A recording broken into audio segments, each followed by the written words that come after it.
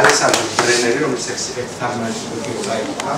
ეს არის თანამედროვე რუს ავსტრიელი აფისტის კომპანია, რომელსაც არის ძალიან მაგარი პროექტი და მოზაიკით ეს არის ესეთი ისტერიკული პოეზია, ისტერიკული მემარცხენე პოეზიის ვისთვის მუშაობს თქვენი კულტურის მოღვაწე ალექსანდრე ბრენერი. არამზადებს უნდა ელაპარაკო პირდაპირ ენის მოჩლების გარეშე.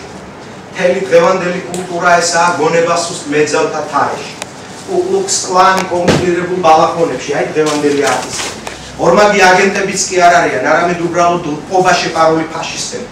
პოეტუნები მთელ დროს შაქრის ფუდრის ყლაყვასა და ვისკის წრუყვაში ატარებენ. ამ დროს კი სიერა ლეონეში მართლაფიდან აყროლებულ სითხეს ლოკავენ პატარები. ხატრები თავს გვაჩვენებენ, ვითომ არიან ღმერთები და შეშლილები. ამ დროს კი ავღანეთში დევნილებს ნაწლავები უცახცახებთ შიმშილისგან. მუსიკოსები სცენაზე ერთობიან უხამსი პოზით.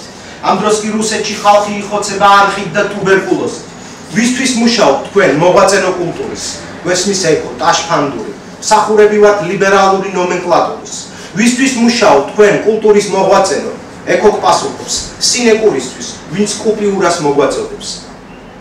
ნაცვლად რევოლუციური კულტურის სხვა ხალხურის, ნაცვლად მეამბოხე კონტრკულტურის სხვა ინსტიტუციონალური ხალხურის. კრეტინებო, უნდა მუშაობდეთ ღარიბებზე და უკმაყოფილო სტუდენტებზე. იდიოტებო, არა გახსუებულ პოლიციელებზე, არამედ მათ ოპონენტებზე. ბრიხვებო, უნდა ეხმარებოდეთ ემიგრანტებს, ბომჟებს და მუშათა კლასებს. ნაძირლებო, საჭიროა შეგნება აუმაღლოთ მათ, ვისაც მარქსისტები ეძახდნენ მასას. სულელებო, რევოლუციას ახლა სჭირდება არტიკულირებული ფიგურები. აი რისთვის ხართ საჭირო ჩამოფასებულები. შეკითხვა ვისთვის მუშაობთ არის საფუძველი ყოველგვარი კულტურული დიეტის, რომელსაც იცავდა მაიაკოვსკი, ბრეხტი და სხვა ბევრი რევოლუციონერი პოეტი. როგორც ფილოსოფოსმა თქვა, სამყაროში სამართლიანობის აღდგენის ისტორიულ მისიას შეასრულებს არა ინდივიდი, რომელიც გამჭვირვალე ტუალეტებში აკეთებს ფისიას და არა ატომიზირებული ბრბო, დანებებული სპექტაკულარულ აპათიას, არამედ მაყალ ორგანიზებული კლასი, რომელიც აღწევს პირდაპირ დემოკრატიას.